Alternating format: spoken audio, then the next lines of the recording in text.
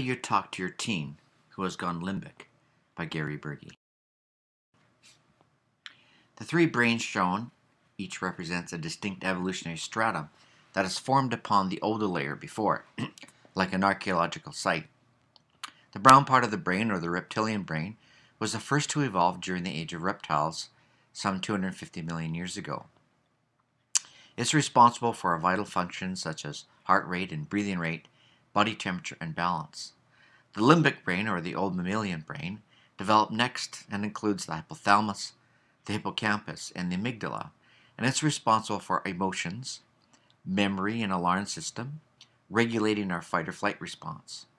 The blue part of the brain, or new mammalian brain, was the last to evolve and represents the neocortex, or the thinking part of our brain. It has the ability to carry out executive functions, such as reasoning, conscious thought, human language, and cognition. When stressed, the red part of our brain, representing the limbic system, takes over. This is the fight or flight or freeze reaction to stress.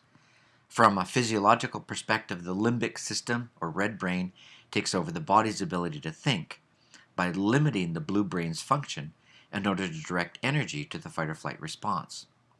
When a teen experiences excessive stress, the limbic brain, or red brain, kicks in, setting off the alarm through the amygdala and then turning off the neocortex, or blue brain. When the blue brain shut down, your teen no longer has the ability to reason.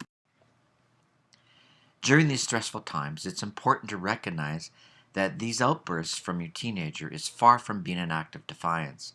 It is more likely the result of feeling paralyzed because of being constrained, not necessarily physically, but by the situation or our authority. Or it's a call for help when they are feeling out of control and don't know what to do. This is a feeling that, if consistently ignored, or still worse, punished, can indeed lead to an externalizing disorder. All too often, we misinterpret what a teen is saying because of mind blindness, or where we fail to recognize which state the child is in. The truth is, past a certain age, typically 3, we cease to see limbic behaviors for what they are. A form of mindlessness sets in, where we commit the common mistake of thinking is an irrational state, but in fact is in a limbic state, or stress state.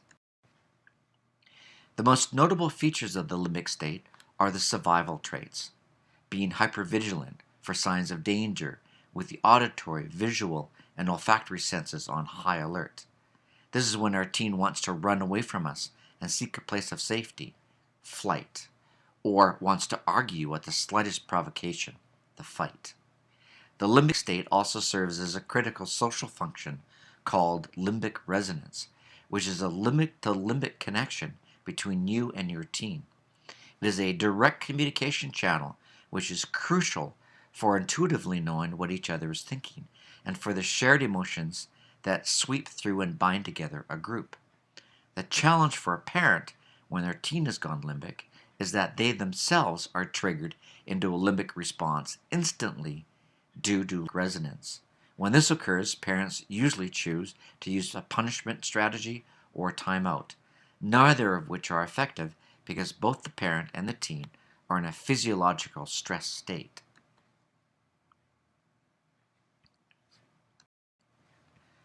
Your teen can pick up what you are feeling even if it's not your intention.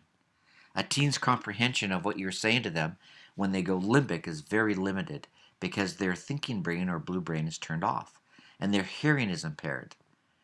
What they are processing isn't so much the semantic content of what you're saying, but rather your tone of voice, your facial expressions, your body language, and gestures.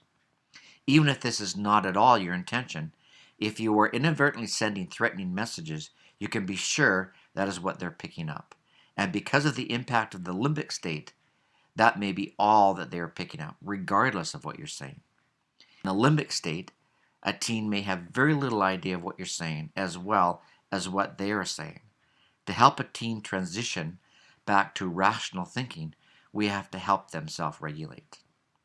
We do this by softening our eyes, lowering our tone of voice, slowing our speech, relaxing our facial expressions, gestures, and posture. You also need to allow them time to let your message sink in. And every teen is different in this regard.